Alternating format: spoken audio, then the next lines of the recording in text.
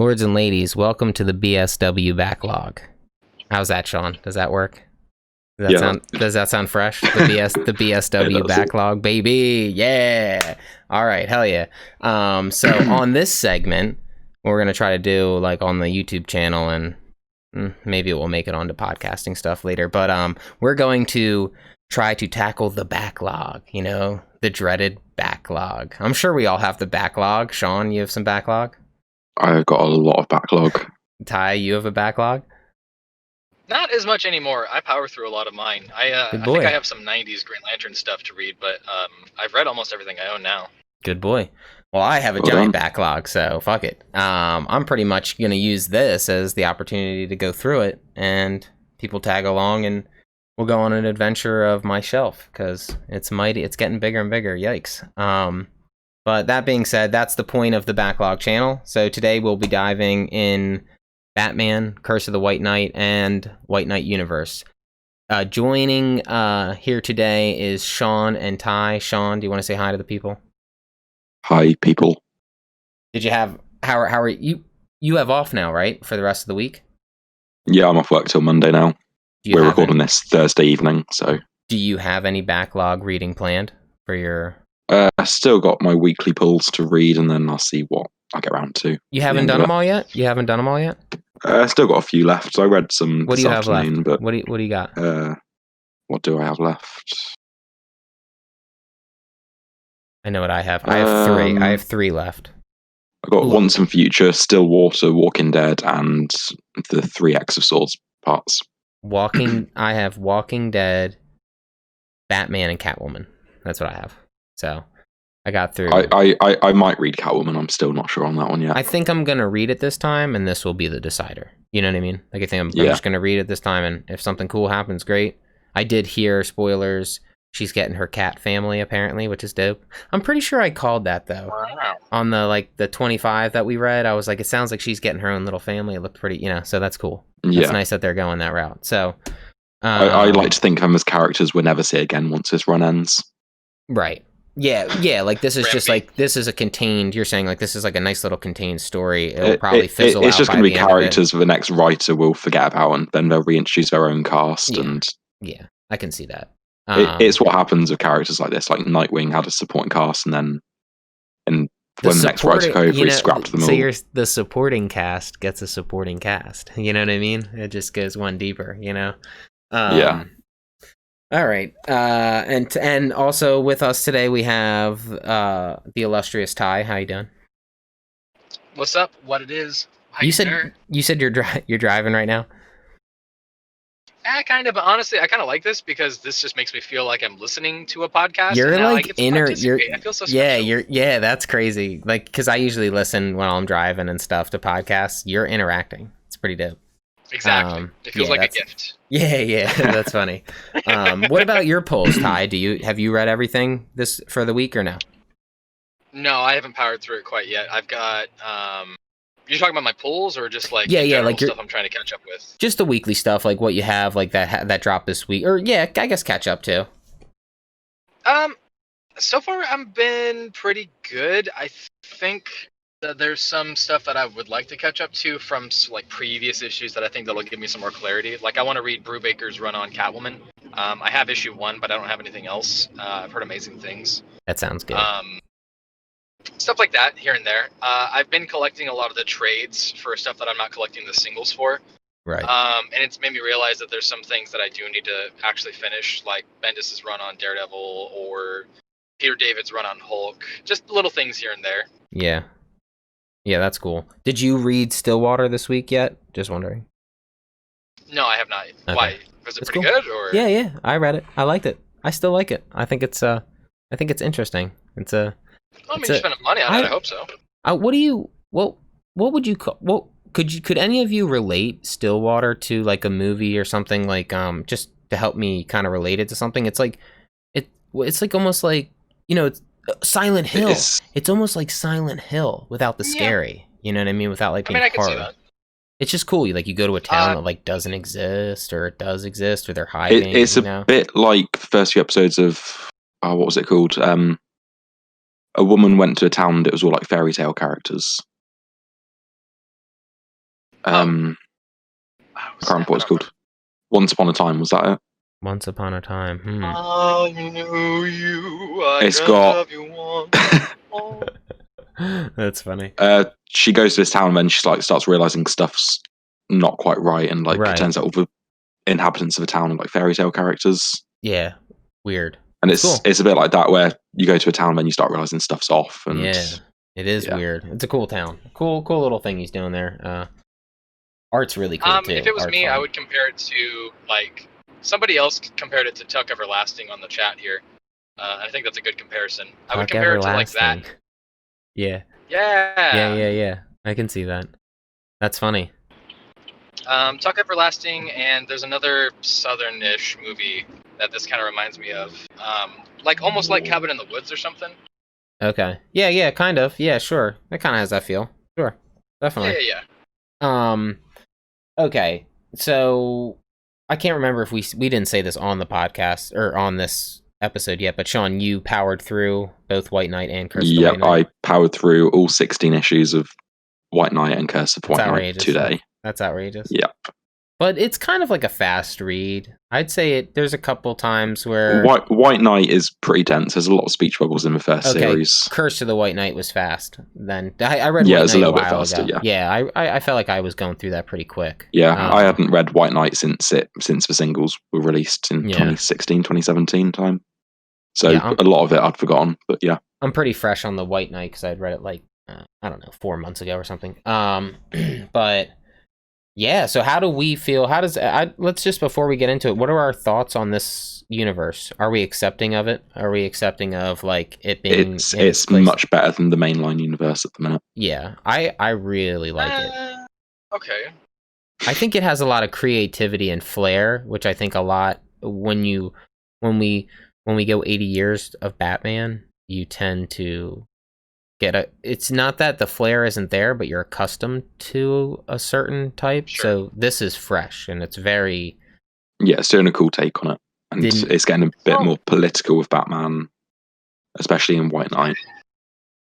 I can see why you'd say that. I think the benefit of having like Elseworlds stories like this is that you get to be a little bit critical of how some things have been developing in the mainstay universe. You can take risks, like...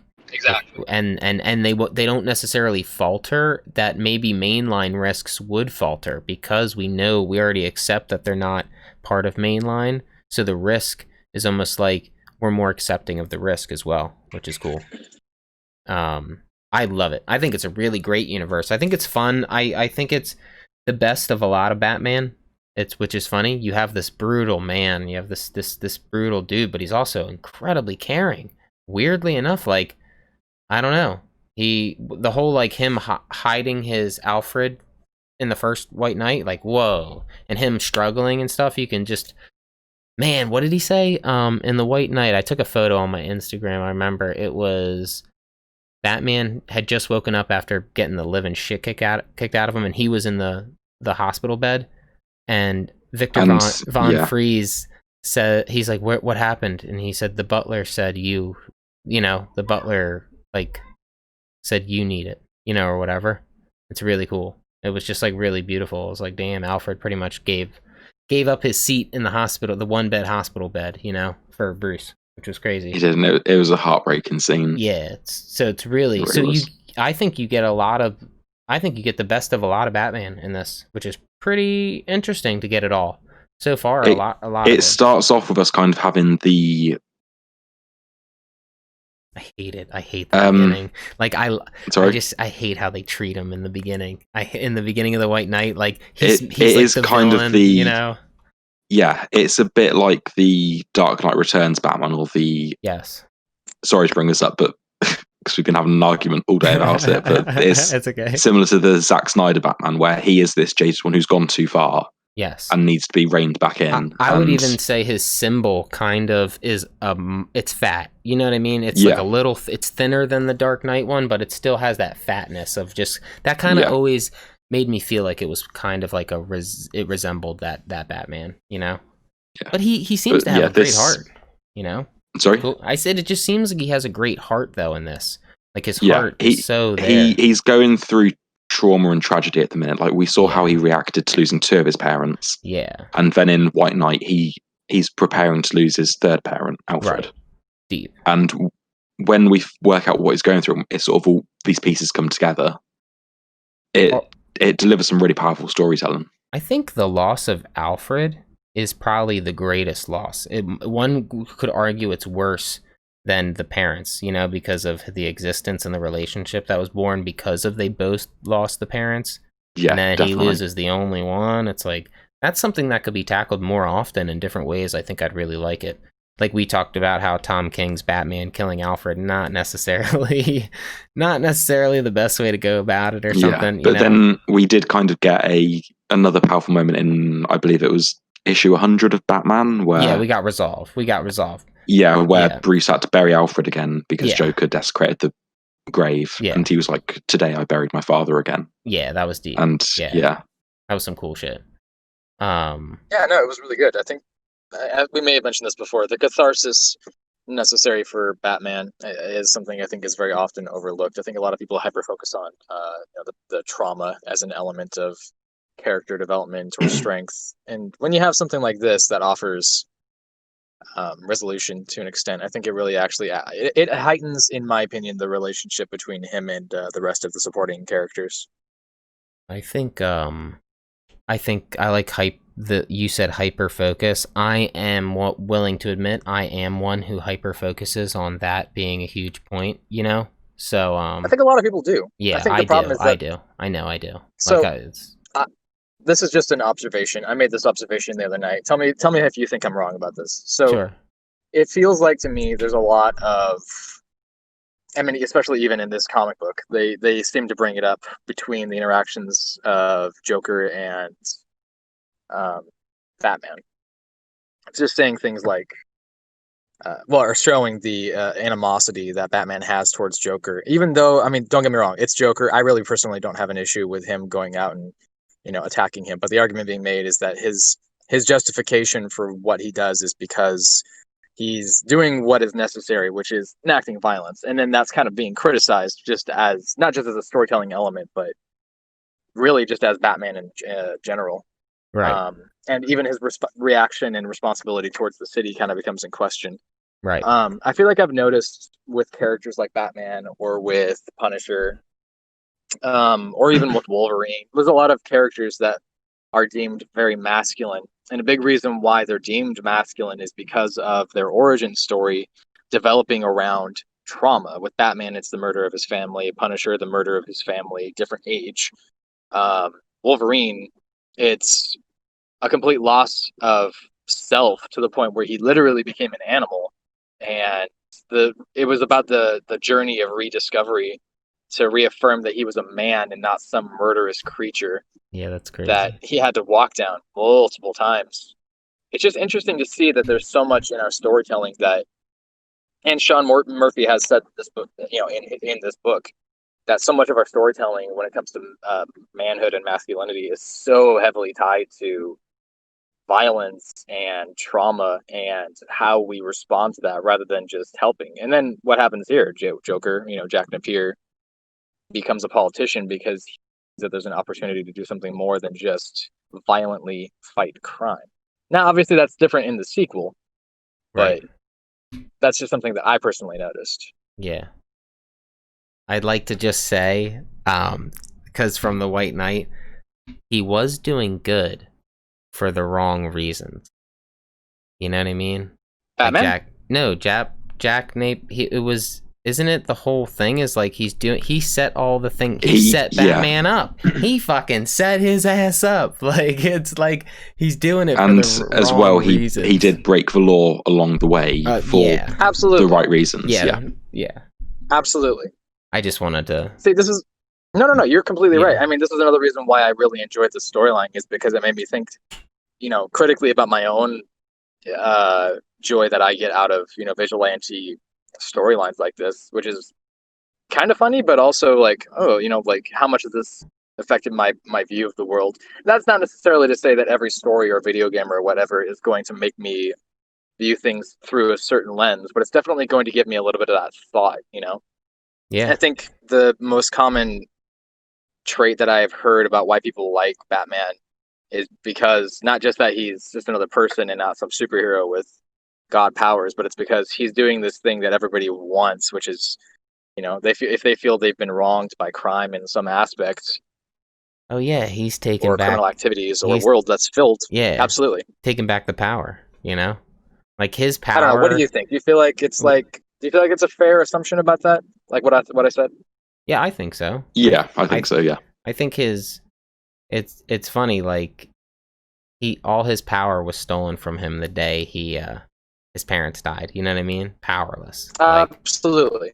So taking back. You know what? I like where this tangent is. Keep going. Yeah, just taking back that power, and everybody. That's why when we were talking about Rorschach, Alan Moore, like, it's funny because like he criticizes his own character when he criticizes Zack Snyder, just because like it's not his fault. The character is like a living representation of all of us on the inside seeking retribution for being wronged and injustice. You know what I mean? So I feel bad. I'm like, Alan, your character is awesome, and that's your own damn fault. He's sick. You know what I mean? Like, he's always been really cool. But here's the thing. No, there's no denial. Also super controversial to like Rorschach, and to understand that he is a right-wing conspiracy theorist on the conservative side. He's as close to the Nazis as you can get without being one, because he's not one. It's just he would be easily lumped in with that category. Oh, absolutely. I mean, have you taken that political compass test ever? No, but that sounds cool, and I would take it. I'll take it right here, right now. What do I got to do? Is it something on the internet? Just look up political compass test. It's very easy to take. So you get it in a big differentiation between left and right is how far authoritarian versus how far progressive you are, and that determines what level libertarian you are if you fall on the bottom rung. But if you go on the higher rung, then that typically means that you are more trusting, say for example, in a government system. I think I took this back in the day. I was a libertarian, but I'll take it again. I can't read all this. This is way too much reading. So there's two libertarian styles. There's left libertarian and right libertarian. I was left. Right libertarian. I was left. Yeah, no, me too. I'm almost as far as you can get left. It's a little ridiculous in some sense, because I feel like it obviously is one of those oversimplification tests. And I mean, there is direct quotes from Karl Marx on it, which I don't mind, but I feel bad if you don't, because my truth, like if I had to reveal my truth, I would just be Thanos. I'm sorry. The world isn't allowed to have, humanity we can't be trusted with power. We've been rotted. So I would have the world would be a much better place if humanity just died off. Yeah, exactly. Yeah, I love what Manhattan says when he says, how would Mars benefit from a shopping mall or an oil rig? You know what I mean? Like, it's just like, no, absolutely. We're idiots. I heard a really good argument actually following along this line of thinking that I thought was a really good presentation for an argument. A lot of people like to say things like people are inherently evil or greedy or whatever have you, but in a lot of ways that is an oversimplification, because if I don't know, in a hypothetical scenario, let's say that aliens came down to inseminate our women. It was a coal mining town or something, and they were to inseminate our anuses. Yeah. Oh no. They were to come down, and they were going to look at humans who were coming out of the coal mine, and they were coughing up because of black lung. And I'll say an overgeneralization and see, it's in human nature to want to cough every few seconds and cough up blood or black dust. If you're observing the negative traits right majority of the time, then of course you're going to assume that all those negative traits are universal, but it's not necessarily true. So, you know what I wanted to discuss real quick about these books? I don't like the double dipping, but I think I might. So, this is the White Knight hardcover deluxe edition. Came out 6 months after the hardcover came out. This is the one I bought first. Then The Curse of the White Knight comes out, and they release it in hardcover. But apparently, it's not the deluxe edition. That doesn't come out for another 6 months. So now I have two books that don't look anything alike that will now sit on my shelf, but they are direct fucking. It's just bullshit, man. It's bullshit. I have OCD about my shelves, And Black Label was you're not alone. Black Label was supposed to be their premier format, and now they say, well, we can just choose our own format and do whatever we want. But the first White Knight series wasn't Black Label.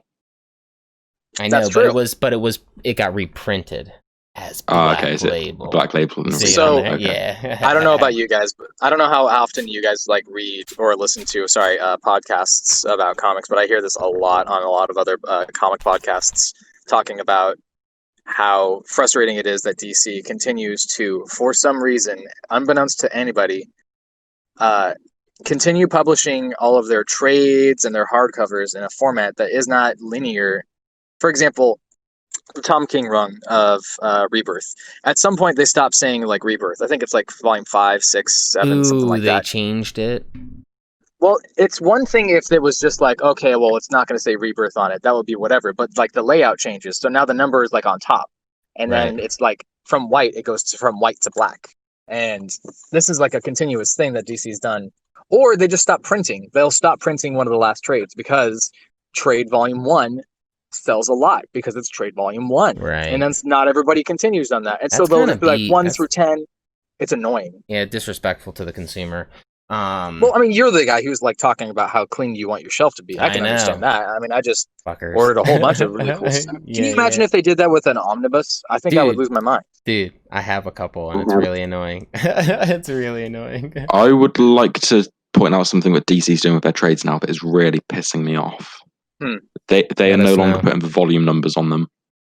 Ooh. Wait, what do you mean? So I'm looking at Batman. That's like so Nightmares lazy. now, and nowhere on the trade design does it say Volume 10 Nightmares. Yeah, that's beat. It's just Batman, Tom King, Nightmares. No, they're no longer numbering them because it sells better without numbers than if they have like a high number like Volume 10.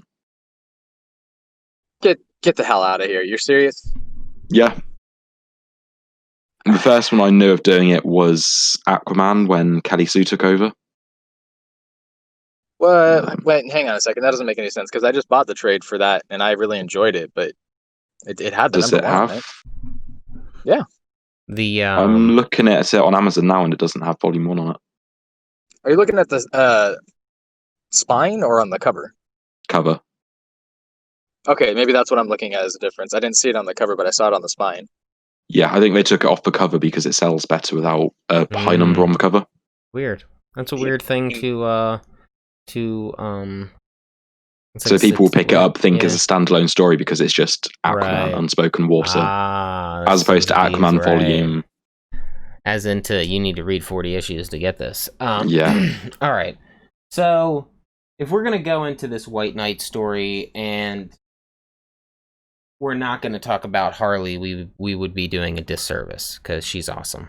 So how do we feel? The way they handle Harley and Harleen in this book is very well done. Yeah, I think she's a very beautiful. She has a very beautiful relationship between both Jack, the Joker, and Batman, which is really cool. Like, it's just she vibes super well between all of them in this weird mirrored reflection. It's cool. It's neat. She and obviously the fact that there's 2 of them as well. Yes. So we're gonna assume she got mentioned in this, didn't she? I feel like that's kind of a bite. Yeah. She got. I feel like what happened is Murphy kind of got annoyed about the fact that like the character has changed so much physically. So it's kind of like a slap at. I love the new design versus the Bruce Timm design. I love where. Yeah, we've got the classic Mr. J Harley, and then we've got the new one who's a bit more wackier. In the Curse of the White Knight issue 1, I'm pretty sure they mentioned the Neo Joker, right? I'm pretty sure she gets name dropped once in the very beginning of this second story, the Curse of the White Knight. She gets mentioned. She might have done. I read it too fast. It's not like, I think in the beginning she's like one of the first names they throw out as to like what's going on here or whatever, and they're like, couldn't be her, she's been out, or whatever. I know sure. But my thing is, she's probably she was brought up in Harley Quinn issue 1. Is that what you're thinking of? That's what I'm thinking of. Yes, she was brought up in Harley Quinn. Yes, okay, it was Harley Quinn number 1. Yeah. I'm assuming, so she's probably going to come back with a vengeance in some fashion. I think it's kind of funny that the Hatter was involved in the second story as well. He was involved in the first story, you know? Yeah. Stupid schmuck, you know? Like, stupid fucking... He's just a funny little character to have running around. Is. Yeah, that was kind of funny, though, that he, like... Dude, that scene where Bruce in The Curse of the White Knight pretty much got protocol Nightfall on everything, Nightfall protocoled, you know, where his whole shit just blew up, everything just exploded. That was wicked. I couldn't believe he made it out of there. I was like, no way, he's not making it. It was sweet. I'm just trying to think of some of my favorite scenes. Gordon getting his head cut. Wait. Spoiler alert. Yeah, he did get it. He was decapitated. He right? just got stabbed. No, he was just stabbed in the chest. That's right. And he fell off a building, Bane. so it was Bane that. Yeah. Bane that got. That was sick. That was sick. Bane. And I really like the scene where he was like, the venom nozzle on the back of my neck is left open for enemies who are brave enough to come close enough. Challenge, yeah. Challenge. Because the one guy pretty much criticized him for that. He was like, an exposed tube, really? And then he was like, it's a challenge. And he's like, you've passed the test pretty much. So, take my head. You know? Like, that was nuts. Let's see. I think... But yeah, I love how the first series went very political with, is Batman good? It addressed that question of, does Batman create his villains? Is he the one? Yeah. Does he create this madness in Gotham? And it sort of did a really good political take on that, I feel. Definitely. And then the second series sort of followed on from that, but also went much more comic booky, and it was much more like swashbuckling adventure. And book, I feel. And it was able to dive deep into lore. I don't think untouched lore of the 1600s of the first Waynes, the Waynes who made railroads, real estate, and oil. You know.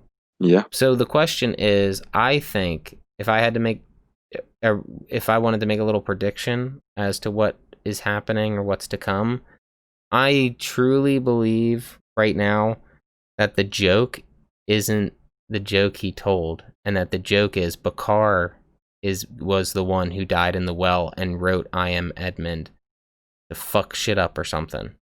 Like, I have beef with that he's not a Wayne because I'm just saying, based off like the looks, Bakar looked like Azrael, and Wayne looked like Wayne. Look at the noses. Oh, is that the giveaway? Jean-Paul Valley has a pointed nose like Edmund Wayne. That was it. And then it's not just that too. They actually acknowledged, like, Joker does say directly through to Harley, and then Harley relays it. No, I know that, but I thought the joke is that the Joker. There's nothing more trolly than to tell the truth as a lie. Or to tell a lie as truth. I see what you're saying. You know what I mean? There's nothing more trolly than to just troll everybody with the biggest troll, like, I found a little secret well, and I know let me just tell it it seems a little too perfect for the Joker to have discovered, even though I really do like it. I think it's cool that he discovered himself in this, trying to escape, I really did. I like that he found that, like, I find it hilarious that the first Arkham member and the person who sort of led to Jack Napier becoming Joker, his nickname was Laffy. Right. Yeah, that was. I found that quite funny. Yeah, and somewhere deep, I thought they were gonna tie in that Jack was a descendant of him. Like that he was a descendant. I think that would have been a little step reaching. Too far. Maybe. Yeah, a little reaching. But it was funny though, because I was like, oh man, this crazy vampire. It kind of seems like that's who he is. It's interesting though. I don't know. I really, at this point with the Harley story, I think I'm okay with just a little bit of exposition and storytelling. I don't really need much like fighting. Yeah. I want to. Well, we supposedly we're getting more spin-offs at some point. Yeah, this is. But we don't know any titles or any what news about or anything. What about Von Freeze? Never did he? What happened? He didn't meet his demise. He died. He did meet his demise in the That is, okay. By the way, my favorite part of this whole universe, honestly, is that single issue story. I don't know what it is about it. It was really good. I have the variant and the OG one. It's really cool. They're really neat next to each other. It was a really good story. It's amazing what you can contrive You know, that's sooner or later we're not going to be able to tell Holocaust stories and stuff. We're going to be too far beyond. You know, there's just tales like that won't be told, or they'll get told just in a lesser light, and then one day they'll all dwindle. It's just right now, man. Magneto's. But at one point, we're going to get a next wave of stories dealing with like the Vietnam War. And... Yes, yeah. I'm just wondering when that transition's going to happen. I mean, we're losing. Yeah, we're losing that. At least, I don't know. I feel bad for the MCU because I feel like the hardest people they're going to have to try to recreate is Xavier and Magneto because they're too damn old now. You know, like meaning like proper timeline wise, they're 90 years old. These people, you know. So I hope they can find some way to warp time and have them just paralleled in. If they can fudge the timeline a little bit, they can make events happen at different times. It's kind of what I'm hoping for because I just make the mutant gene make people age slower or something like that. Right. Well, I mean, yeah. I don't know. So okay, so I'm reading. I just finished Alias recently, and that's something that I kind of noticed. So there's kind of like a little like love letter to the 60s era of Marvel that kind of deals with that, and like how everybody, you know, looked very clearly from the 60s and the 70s, and now suddenly it's 50, 60, 70 years later, and all these characters have changed a lot. So what does the timeline look like? It doesn't make a whole lot of sense. How do you jump from 60s style whatever to cell phones? And it's just kind of... I like Johnny Storm addresses it at least once or twice. I seen him where he says, "Man, can you believe it? Back in the 70s, man, we were just..." And I'm like, "Yeah, that's funny. I like that." It's easy to do in comics. I'm just saying it's going to be harder to do.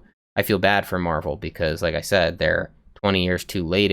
Just to naturally have them be that age, like X-Men had. Like X-Men got them at the perfect time. You know, like it worked. It was perfect. You know, but like now it's just. Like, you know, do they try to retcon and tell a story of maybe the genocide in Darfur or Armenia, you know, shit like that going on? Do they try to use those, like, that nation or something? I don't know. It seems like I would be like, not that I'm salty because of a color change. I'm more or less salty because I liked Magneto's Holocaust story. It's intense. It's beautiful. So it's one of those hard stories that you can't really change too much about. I mean, the same thing. Yeah. Here's the thing. There are some characters who are very much stuck in a timeline that it just doesn't work. You can kind of do it with Punisher, but Punisher's entire backstory was Vietnam. Right. And then they moved it to like Afghanistan or something, and I just don't think it works as well. No. Magneto's got the Holocaust. There's some characters that are stuck in that timeline because of their origin story, and that's the issue. With Captain America, for example, he was frozen for 10, 20, 70, 80, 200 years. Yeah, right. 70. You've been frozen for 70 years, Cap. You know? Damn. So, I have to say, with this book, do we think that Etrigan will make an appearance? Why do you say that? No. Because Jason Blood made an appearance. I thought it was really cool. I thought that was sick. That was one of my favorite little like side He was things. The priest of Dumas. Yes, that was so cool. And he wasn't a fighter. You know, he was like the librarian. You know, so he really, you could tell his bias was to his cause more than like where Azrael is just totally consumed by one factor of this whole thing. You know, all the pre-shit went out the window the moment he found out. You know what I mean? That he was something special or whatever. So this guy, it's funny, like, he's actually trying to help Bruce, you know? Because, like, what he's doing isn't necessarily what his faction really wants, you know? So, it was neat. I liked his appearance. I thought it was really cool. I liked that they showed that. I thought it was very poetic to show, like, Etrigan as a really nice oil painting or something. On like it was a reflection on a mirror. Oh, it was a reflection. Oh, wait, let me go back to it. I thought it was like an oil painting. Oh, shit. There's something to remember, too, is that Murphy has signed on and said that he is going to continue doing this franchise, or this universe with different people, and, like, let them do what they want to do within reason. He has limitations. For example, if a character dies, that character's dead. No coming back whatsoever. If a character dies, they'd stay dead. It's basically going to be the Ultimate Universe in a way. I would be surprised if Etrigan it does remind me of the Ultimate Universe slightly, how it is taking these plot points that have happened in comics over the last decades and putting them in a linear story. Like, we had the death of Jason Todd in White Knight. We've had Nightfall. We've had Barbara Gordon getting he's paralyzed. Taking the best of the world and then walking away from the universe to write his own things. You know, he's taking the best of what's been established, and getting the chance to just piece out from that wherever the main line's going and go the direction he'd like to go. Which I think is cool. This is the problem. Sorry, go on. I was just gonna say that this is the problem with mainstream comics, is that you can have an amazing storyline that maybe didn't deliver as well as it could have. For example, in my opinion, the original Red Hood comics, with whoever you know the writer, I can't think of him at the moment.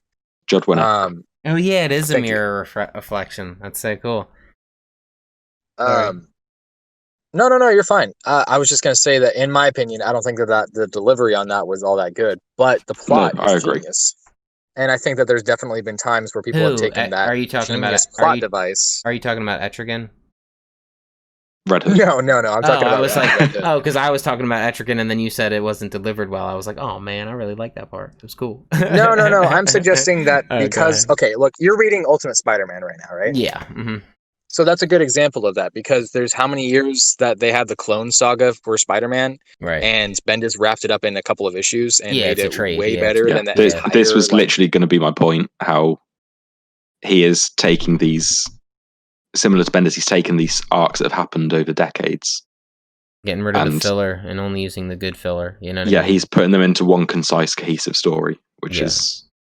And that could be, just because he did it doesn't mean that it can't be done 10 times over by different people different ways, which makes it even cooler, because you, like, at any point somebody we can get different interpretations of it. Exactly. I think that would be the most, like, that'd be the best way. I think you're gonna, dude, if you had 10 verses, if you had the Metal verse, the Murphy verse, the Killing Joke verse, what else? Are there any others we can think of off the top of our hand that are actively going? Oh, Harleen verse, if that would continue, the Cedric verse.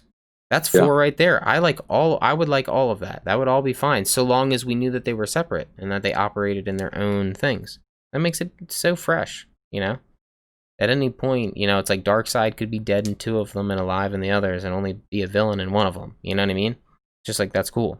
That seems like a really good way to go about it, and it seems like a nice, even if you did that for a couple years.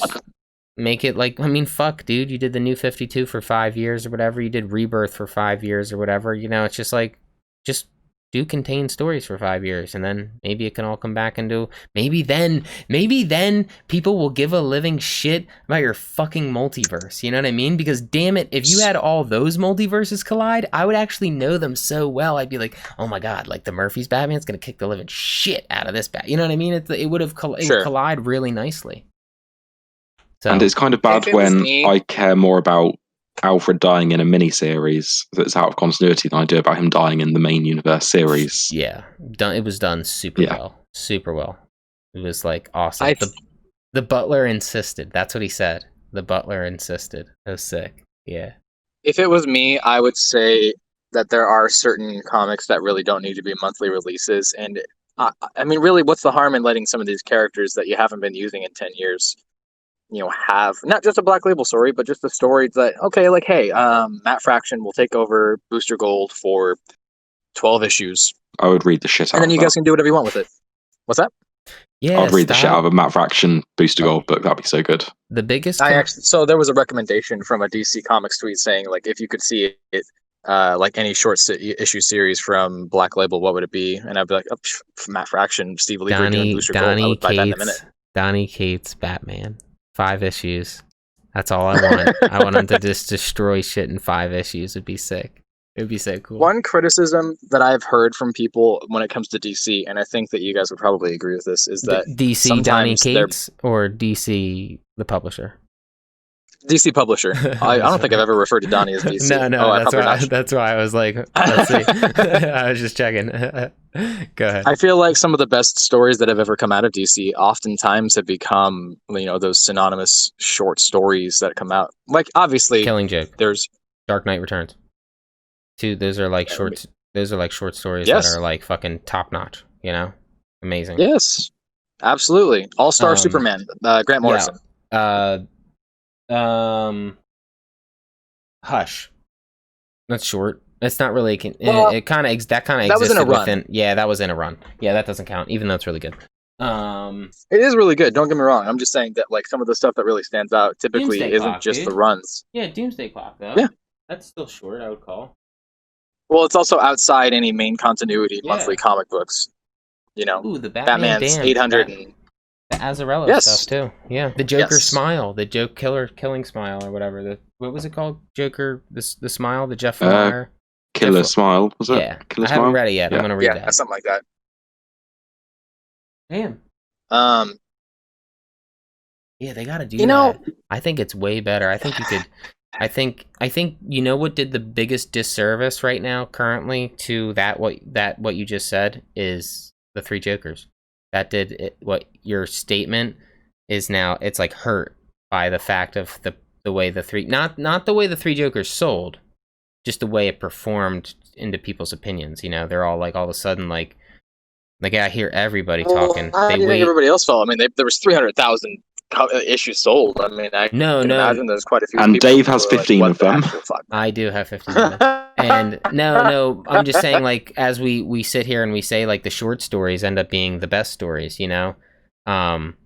Even though, like, Three Jokers sold well, it's still, like, kind of underperformed in the story, you know? It kind of really wasn't like this. I wouldn't call it a magnum opus, you know? Yeah, it's not one of those books you're going to give to a fan. You're going to give to a new reader and say, this is a definitive story. Yeah, read this. That's the thing. It definitely wouldn't be the first book I picked up and said, yo, this is where you start, baby. Like, no, I wouldn't. When I was getting into comics... Sorry, no, you go ahead and do your point, because yours is going to take less time than mine, I think. Okay. I was going to say, like, when I first started getting into comics, I'd, like, Google, like, recommended comics for this character, and then I'd look at the list, and it'd have, like, a list of definitive stories, like Dark Knight Returns, like Year One, Court of Owls, Black Mirror, Hush, stuff like that. I wouldn't expect to see Three Jokers on any list like that. Right. I don't think it hit the bar either, even though I still say, like, I'm interested to see the universe that's being crafted, because it is like a continuation of the Killing Joke universe, which I did like. Sure. I agree. Yeah, I don't think it was any. I'm gonna wait until the next like sequel issue comes out, because I'm at least gonna try. Yeah, I mean, I still think it was fabulously like there was still like it was the still is a good enough tight. story. It's just left me feeling hollow at the end. Yeah. I mean, I agree, and I don't want to agree, but I do. No, right. That's how I feel. Like, I still liked it, but I can still kind of say that it's definitely not this, you know. It wasn't the whole kit and caboodle that it was kind of hyped to be. But I mean, that's the problem, right? Like, we waited 4 years for 3 issues. Hype's no good, man. Hype is no good. That's why I really don't watch trailers. I hate hype. It always, like, I go into the theater. I don't want to expect anything. I really just go in blind. Just to... Since you mentioned trailers, slight tangent, well, a very large tangent from comics. Did you watch this, the new Saw trailer I sent you? Saw? Oh Spiral. no, I didn't watch it. I didn't know they're making another Saw. Yeah, written and starring Chris Rock. Whoa, which is interesting. Yeah, I think I would hope that he takes it seriously. I'll send the trailer to the. Did it look good? Yeah, the trailer looks interesting. That's cool. You're telling me the horror movie franchise Saw with Chris Rock the comedian? Yes. Yeah, baby, and Samuel L. Jackson's also in it. Shut up. Yeah, I'm sending a link to the trailer now. You shut your whore mouth. Oh, cool. Yo, Spiral. Okay, remember Briggs or whatever his name was? Briggs is from that's Donald Glover. Or Danny Glover. Oh, yeah. Yeah, Danny Glover. I was sick. He was sick, man. What, from Lethal Weapon? Yeah, he was in, like, Saw 1 and Saw 2, I think. Possibly. No, I think it was just Saw 1. Just Saw 1. I just watched them last night. Yeah, okay. Yeah. So I have a weirdly... Yes, the comics. Hear me out. This series, White Knight, is good. But here's the real question. Is it good enough that you would say that if you were to tell anybody, if you don't ever read another Batman story, this is the one. Would you say that this is the one? Oh well. Do you mean the White Knight universe as a whole? Recommend that to someone, or do you just mean one? I think I would recommend it to people as like a definitive Batman story you have to read. Yeah, because like you said, it is like the ultimate. So you really do, even if there's some little tidbits off about it. I mean, you even get like See, and I don't feel that way. What? I just don't. Don't get me wrong. I love the portrayals. I love the designs. Obviously, Murphy drawing the cars and the character layouts are gorgeous. But I can't necessarily speak to. I don't know. Maybe I love the criticism. I think what's Batman fun as a vigilante. I think what's fun about it is like you do get a lot in such a little package. For you get a lot. You get a lot of Batman lore or like. Yeah, we got Nightfall and the death of Jason Todd in 16 issues. Sure. You got Barbara. You got little relapse to Barbara's back issue. It was pretty well done. I really liked the way that was done. That was cool. Again, I would say that as a whole, I'm impressed with it. I guess I just can't say that this is one of those things that blew me so far out of the water that I can't like stop thinking about it. No, I'm impressed by it. I loved it. I bought all the books. I don't think it blows me out of the water either. But what I think it does is whatever it does very nicely and very easily acceptable. Is what I'm like. I accept it immediately from reading it. But there are definitely reads I don't. Like the second book, I don't think there were too many times where I like, dude, I'm just saying that very first page, if Johns knows how to write an intro, that first page of Three Jokers is awesome. It sucks you in immediately. Sure. Like I was sucked in. That was awesome. That first issue is really well done. I will say one bit of Curse of White Knight that did sort of blow me away a little bit was it's when Bruce unmasks towards the end and he's like, I need to trust you, like citizens of Gotham. Like, I need you. Yeah, that was cool. Turn myself in. I'm asking for your forgiveness, but I also need you to let me be Batman one last time. And then you get to the end of the issue, and it has a little flashback to him doing that speech, and like the streets are just empty. Yeah. All the citizens have listened to him. Yeah. And the streets are empty, and he's there to take on Azrael. And that scene gave me goosebumps. Yeah. But I do agree. It doesn't have high highs, but it's consistently steady, high. Yeah, very steady, very steady at a certain point. I think that's what it really does very well. So good for him, because I think that's might be the hardest thing to do, is to maintain a status, and I think he's maintained it in the second one. And the quality's maintained as well. It hasn't dropped off at all. Sure. I mean, you know what I'm going to say. I mean, I'm going to say that I'm going to keep getting this universe because I definitely want to see. Oh, is that on my end or? No. It was me. Okay. Can you say it again, Ty? Ty. Are you alive? Yeah, you glitched out. Oh. Still nothing. Let's just cut to a technical difficulty screen. Yeah, I can hear you. Yeah. I was gonna say dead.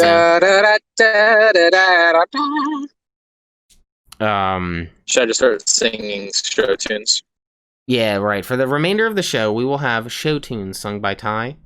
They range from 1940 big bands to 70s ballads. You'll see.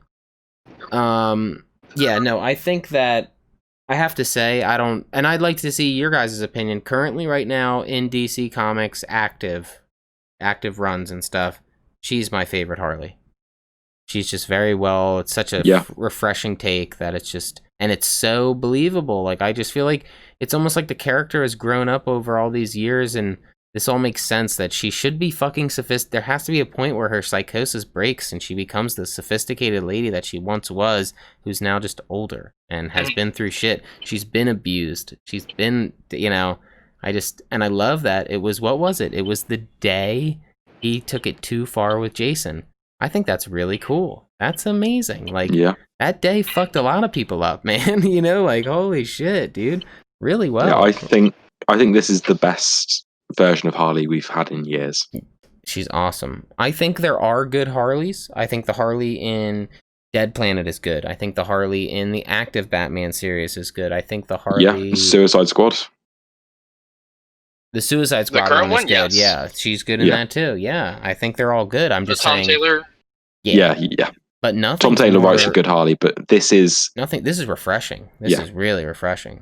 I mean, you got balls. This you is know? perfect. I'm surprised people... It's done smoothly enough to accept it without even questioning it, in my mind. I was just like, damn, I didn't even know I wanted this, man.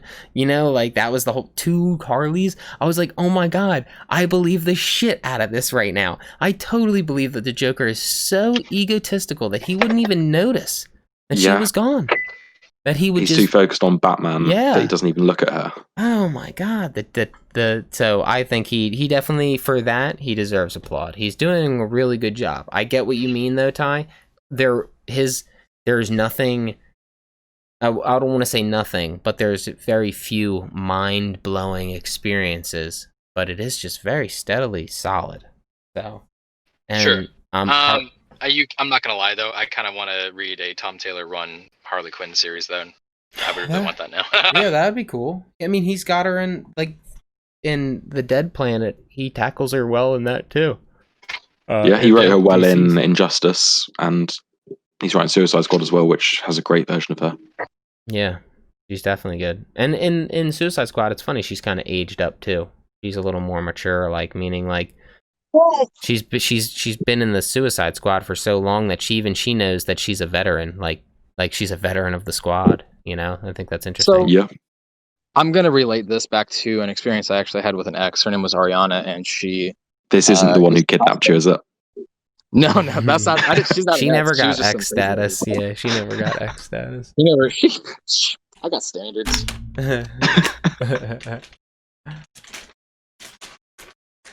I had this ex, and we went to Rose City Comic Con in Portland, and you've gone. The dead zone. Until it's insanely. Start again. Good Start again. Job. You went. Oh. You keep cutting in. Hello. I think you're back.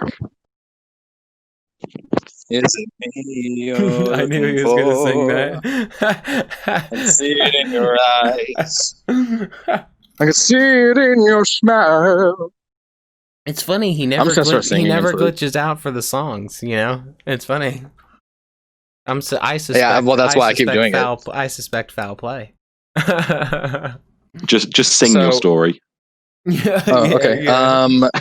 So she used to dress like Harley Quinn, and when she lost the battle, we were all really mad. And then suddenly the radio DJ host comes out and says to us, "You know the reason why you didn't win is because you were just too damn sexy."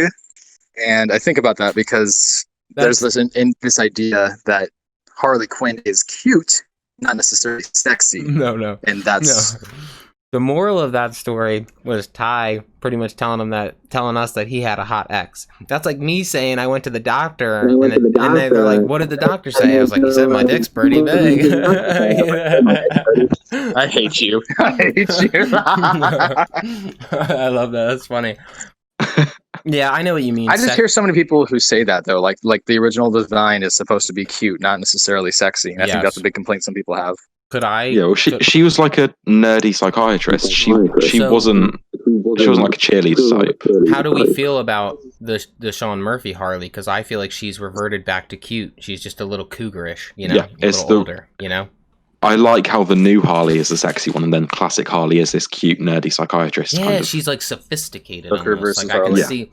And like Batman got her the dress, you know what I mean? Shit like that. I think. Do we think that they're gonna pair up? Like, what do we think's happening there? Do we think that they're just gonna have like a blood bond of brothership? I mean, you know, going forward. Harley and Bats. Yeah, because they just seem like really close. Didn't they sort of hook up kind of in the Harley Quinn episode issue? But they were behind glass, weren't they? But I can't remember. Didn't they like say they love each other or something? I think they did. They did say that shit, but I didn't want to interject or anything because I hadn't read Curse of the White Knight and I didn't want anybody to know that, so I just waited.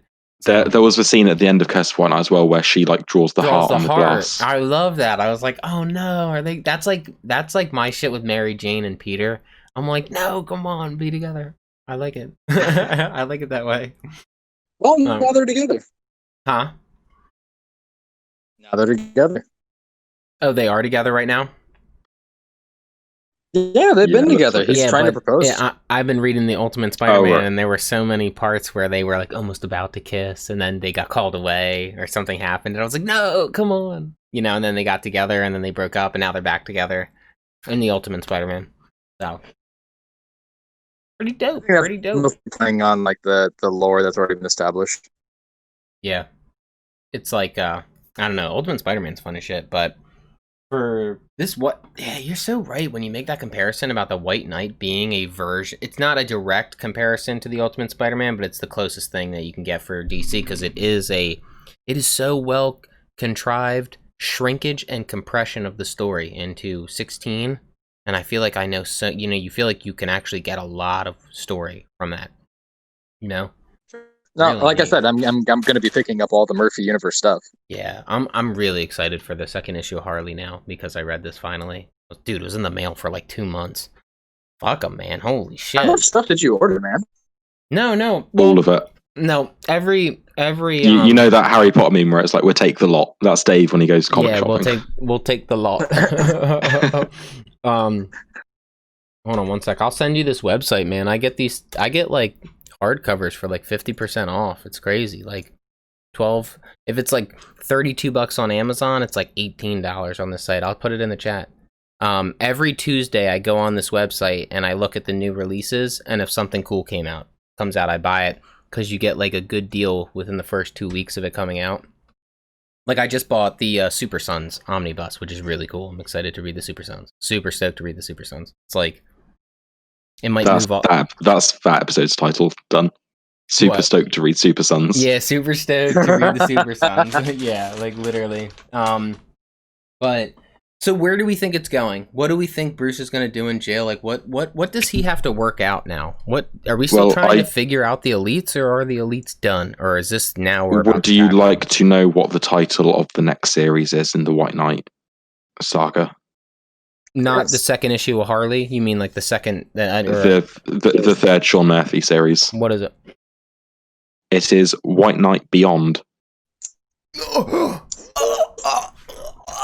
Okay, oh my god! I got way too excited by that. Oh, my pants. So did Dave. I just pooped and peed and jizzed and all of it. Jesus Christ, that was awesome. I just shitted, pissed it, and commented. Yeah. There hasn't been an official announcement, but he's teased it on Twitter a lot, and like he's posted pictures of like scripts of like Batman White Knight Beyond at the top. No wall art though, right?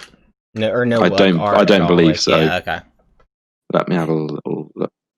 Damn, dude, he's gonna look so fucking cool. Do you think it's gonna be Luke? You'd make a great Batman or whatever, a great Robin. What was his name? Terry. No, I'm just saying. It'll be Terry. Oh, okay, you think it will be Terry? Okay, I'm just saying. It's got to be. No, it's just because he was in it. Duke. Yeah, Duke. That's what I meant. Yeah, that big. Yeah, that guy who was in Harley too. Yeah. He was in the Harley issue too. Yeah. Mm-hmm. I mean, it kind of seems like it's possible, because I like what he said. Right? He said you'd make a good Robin. That's cool, man. He was one of the characters me and Ty have mentioned who was introduced in Scott Snyder's Batman run, and then Snyder just sort of forgot about him and abandoned him. Yeah. We'll see where it goes. Fuck yeah. Damn, that is so cool. That's really good to know that's where it's going. Holy shit. Batman White. What is it called? White Knight Beyond. Damn, my buddy's going to want to read that. I have to show him the other. Can't wait until we get to see the suits. Oh, dude.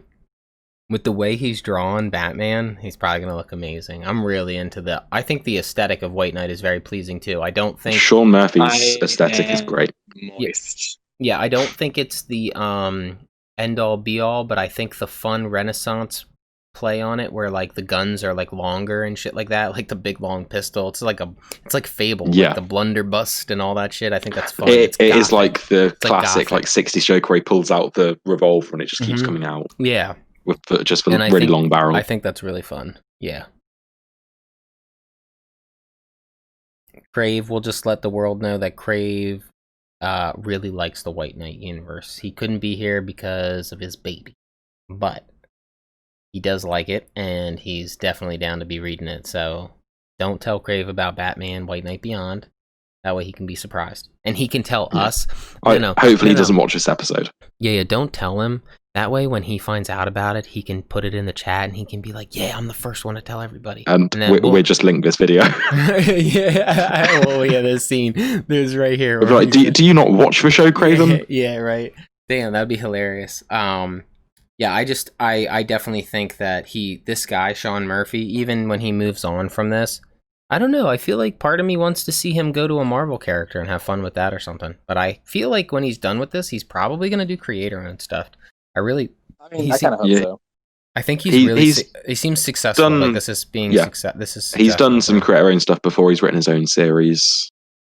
I think he might go back to it after this. You know, it kind of seems like he's gonna exhaust himself. You know, he did something with Snyder, didn't he? Ty, do you know? Some creator. He did a Rick Remender series called Tokyo Ghost. Yeah. Remender. Yeah, Remender's everywhere. I swear he did something with Snyder as well, though. I'm trying to think. Yeah, no, they have. It was. Did he do some? Don't tell me. No, hang on. Here it comes. Wait. The Deep. The Deep. God damn you! It's The Wake. Oh, The Wake. That's what I was thinking of. Yeah. The Wake. Got me. By the way, I'm looking at that trade of Aquaman, and you're right. There's not anything on the spine. There's not anything on the front. It's on the back next to the barcode. Oof. That's weird. I need it on the spine. It's got to be on the spine. Barcode right on the front cover. Yeah. That's the best place for it. Yeah. What were they thinking? Jesus. So how do we feel about Azrael? Did we like him? I liked him. I thought it was badass. Yeah. I thought his I'm usually not a big fan of I'm a little I was a little wary about him doing the old we just have a bat suit for you. You know what I mean? Like you're just gonna be the replace. How do you guys feel about Azrael when his appearance in the Arkham Knight game? I thought he was just I liked his appearance in it, like the Templar look. His aesthetic was cool, but he didn't really serve the plot at all. No. I'm just talking aesthetic. Like I like the way he looked in that. His Templar uniform was cool. Like that was neat. Well, as opposed they were doing that to being a Batman suit is what I was saying. You know what I mean? Okay. No, okay. So I think that his purpose in that was not just to be like an Easter egg. I think it's because they wanted to have him show up in the next Batman family video game. Wasn't it the Court of Owls he was working for in the Arkham game? Right? He was working for the Order of Saint Demas. Oh, it was. Okay. Yeah. Okay. That's sort of his whole thing. I thought they just said it was for the elites. Like, you know, I didn't know they actually gave like who he was working for. Okay. Damn. Like I liked him in this suit. You know, I can. Yeah, it was a cool. Suit. Yeah. And I like the bat suit cool too. Redesign. I'm always like wary about like, oh, okay, where it's like here's I did love how they did adapt the Azrael bat suit because that is quite cool. It was neat. It screams 90s edginess, but it was cool seeing Sean Murphy redesign it. It almost looks like a Venom suit. You know what I mean? He's very like monstrous. You know, he becomes especially with what's going on right now in Venom with that character Virus, who was revealed to be Matt Gargan. Fucking shit. All right, so I'm just gonna nod because I haven't read that bit yet. Me neither. I have not read. But Donnie, get on that Spider-Man. And really good. I just read Donnie Cates Spider-Man, written by Donnie Cates, drawn by Scotty Young. Boom. I would be like, what? I would think that's the coolest thing ever. I could just see it being so fun. Like, because remember, Spider-Man the dude is fun. You know, he's even in the worst of times, he's like cracking a joke. So I feel like Scotty Young's like perfect for that shit too. I feel like they should collab on the writing style. He's funny, dude. Yeah. He's a neat little. I don't know. He's a nice. Scotty Young's like a piece of candy. Like you can't have it all the time, but when you have it, it's sweet. It works. He's very pop culture. He knows, he bleeds like references to like what's going on currently. Like, I don't want to call him hip, but he's hip. You know, he knows he's with the times, which is cool. He's like one of those friends when you're like, I'm hip, I'm cool, I'm young man. Yes, you're a back pussy. Have you blown out your back pussy, my friends? She's like, no, my front anus. Like, so the back pussy and the front anus. That's hilarious. Yeah. So I would say that I'm super stoked for whatever happens in this, and finding out about White Knight Beyond sounds amazing. So that's just... Yeah, I'll just mention, have you guys looked at the picture I posted in the chat a minute ago? Sean Murphy, Back to the Future commission. Oh, shit. Ooh, that's real tight. Yeah. Wow, he's so good. He's so good. Super talented. So you're saying the person who's doing Harley, White Knight Presents Harley, is just a different artist resembling his style? Yeah, they've got quite a similar... No. It's kind of that. It's Matteo Scalera. They just happen to kind of have a similar style. Oh, they just... So Batman, so the Beyond, if he's not drawing the Beyond, it may actually look different, because if it's not Scalera... I think Beyond will be Sean Murphy doing Rising It Up. Yeah, so that's like that's the next trilogy then. Oh, you're saying that it's the trilogy. White Knight Beyond is the final. So like we'll call Harley a tie. We'll call Harley a tie-in trade, and then the White Knight Beyond will actually be the third book. Yeah, that's sick. I would hope Sean Murphy draws it, because I don't want him to look. I need him to look like... I need to see how he envisioned him, because I feel like, you know how he has Batman so stocky. I just feel like Terry, he even has like Nightwing, and Nightwing's kind of stocky anyway. Like, he has big. He may be thin, but his shoulders are big. You know what I mean? Like, he's got wide shoulders. I feel like Terry's skinny, you know, and like thin and slender. He's much more lean. Yeah, so I just feel like maybe he'll draw him longer or something, and give him some kind of, you know how he fucks with Batman's shoulders to make him look super stocky, and it's a neat little touch. I just want to know what that neat little touch is for Terry. You know, that would be cool. You know what the neat little touch is? It's actually Duke, and he's fucking huge. He's gonna be a tank. You know, he's gonna be a fucking tank, because that dude's big. Like, in the drawings, that he's pretty. He'd make a good Robin, but he wouldn't fit into the costume. There's no fucking way. You know? Imagine him in the little green pixie shorts. Yeah, Jesus Christ, it would be ridiculous. So yeah, I'm intrigued to see what they do with Jason Todd in this universe. Now he's back, and he's been teased in an upcoming cover for White Knight Presents Harley. When do we I might just be forgetting, but when did... Oh, because they haven't shown him yet though, right? They showed him? Go back to your Curse of White Knight trade and have a look at the last page.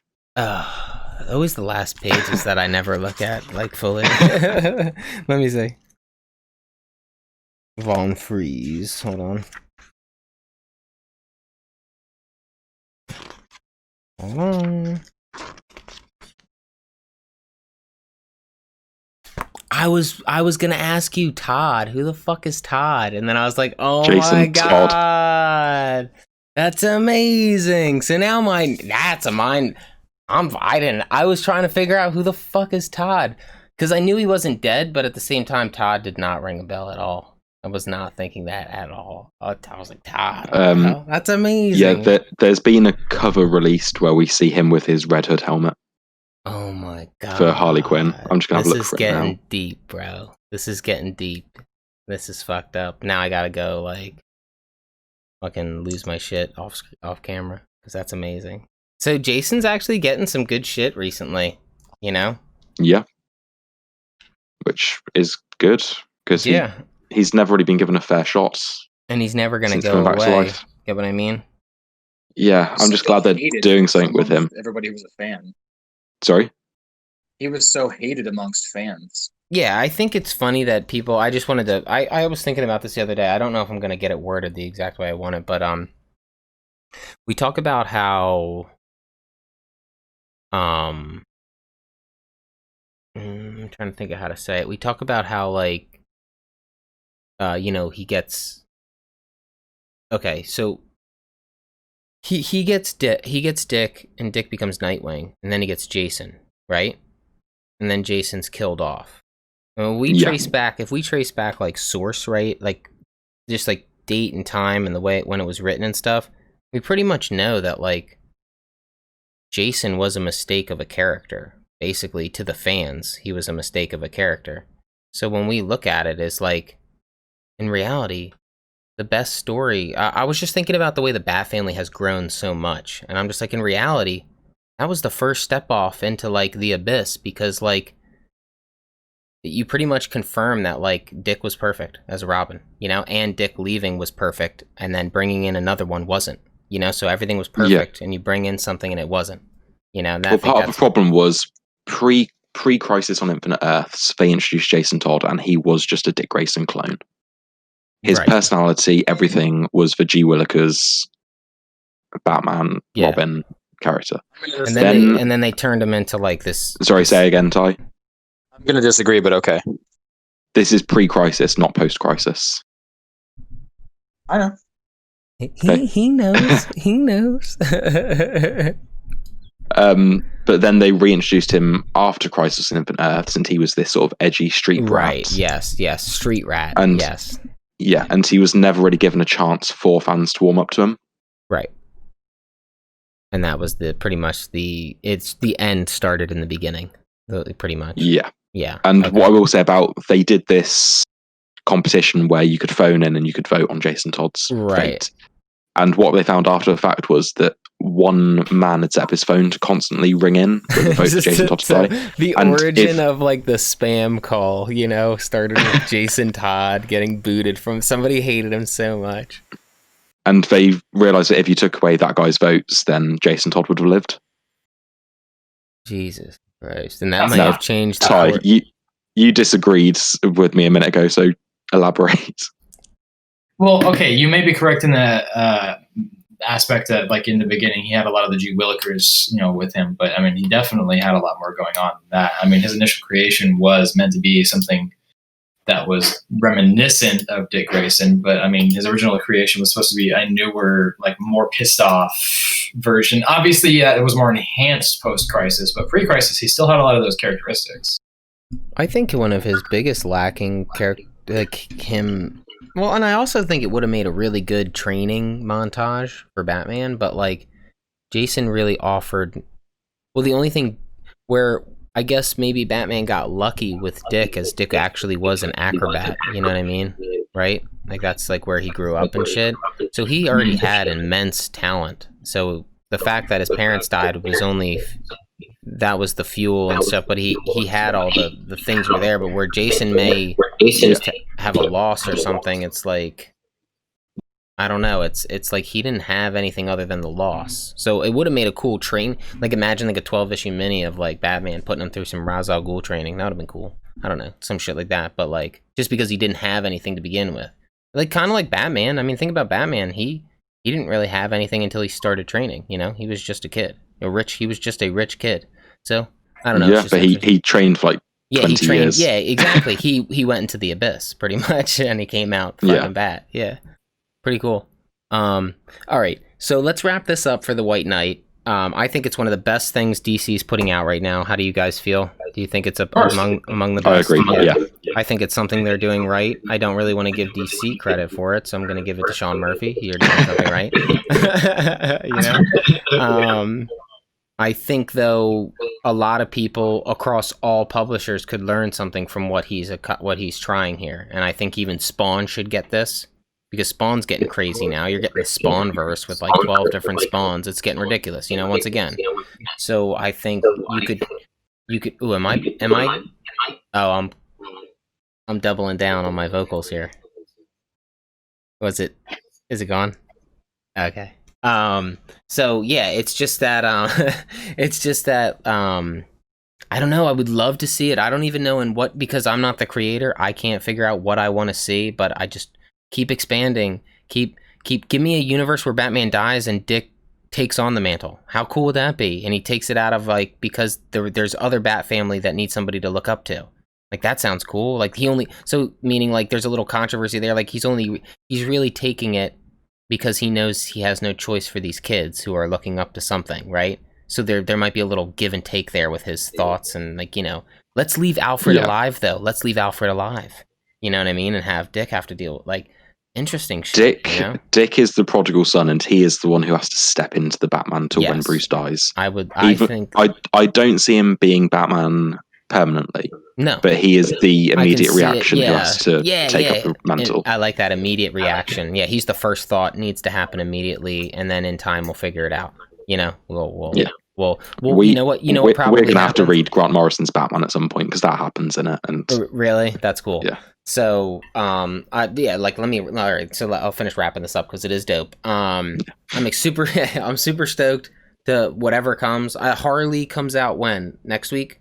Next week, yeah. Yeah, super cool. Issue 2, I think it's a 6, which is really dope. I think it originally was going to be a one-shot and turned into a 6, which is awesome. Or it was solicited as a one-shot, but then that might have just been a mistake. That might have been a mistake. So we're getting 6, which is really cool. And it's probably just a little give and take so Sean Murphy can get his bigger story together. From what I hear, it sounds pretty cool. So, yeah, let's see. Do you guys want to tell them where they can find you? Let's see, Sean, where can they... Oh my god, you guys switched places and I got your name tags on the wrong spots. All right, Sean, tell them where they can find you. You can find me on Instagram and Twitter at Sean.Walsh747.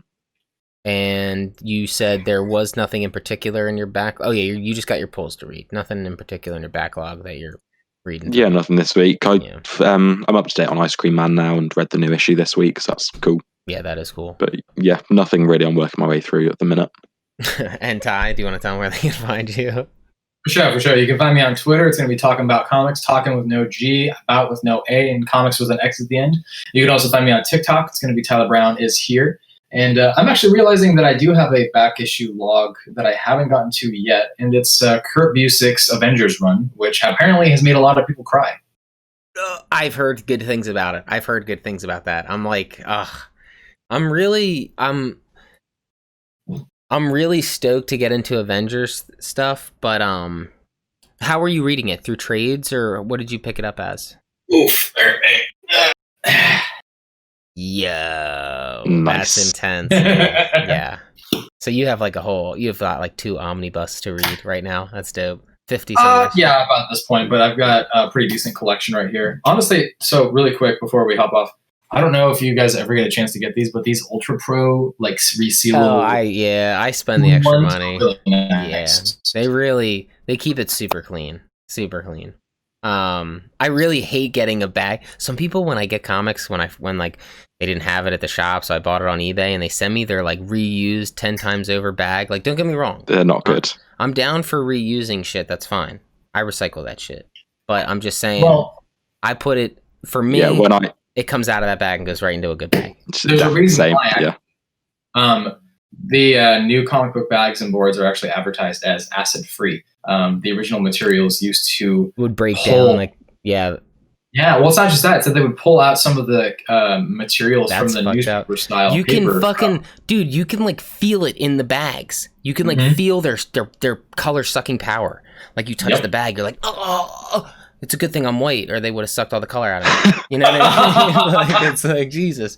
But yeah, I'm going to try to get this part of the sign off good too. We are Beyond the Source Wall. Source Wall Comics, we like to do a podcast weekly on Sunday at 4 p.m. 4 p.m. Eastern time.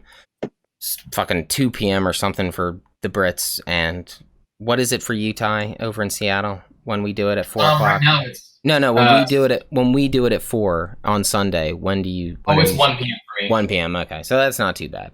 But and it's 9 p.m. for me. It's not. Oh, it's not 1 a.m. Well, no. You know. But right now it is 2 a.m. for him. Yeah, right now it's 2:45 a.m. You can go onto our description, go onto our page, follow us at all different types, whatever your social media garbage choices, whatever you choose for your trash, that's on you. But we're on all of it, all right? And we'll figure out how we want to entertain through that down the road and things like that. But you can always hit us back. You got a question, anything like that, you want to DM us. You want to be on the show? DM us. I want to hear from you and see if we can have a guest on and maybe talk a specific comic or something once a month or something. I think that would be interesting. We're trying to... And if you want to see one of us argue a certain comic creator on Twitter, follow Ty. Yeah, we got the EVS. I'm petty. Yeah. Well, I'm sure he's petty too, so this goes hand in hand. Right. Yeah. He seems incredibly petty. And And tune in this Sunday because I'm going to bring his ass back up because he wrote another article. I put it in the chat yesterday. You guys saw that. What the hell is going? Like, his accusations are so bold that it's something we got to talk about it. It's not the first time he's made that accusation. No, but he put a date on it. He said June. So we're gonna see come June whether he was right or not. You know, and there's like, I know. Stay tuned for our discussion on Sunday. Exactly. So for now, ta-ta. Why don't we all just say bye? We're gonna sign off. Yeah. Adios. Adios, muchachos. Catch you later. Tune in Sunday and enjoy the rest of your week. Peace, homies.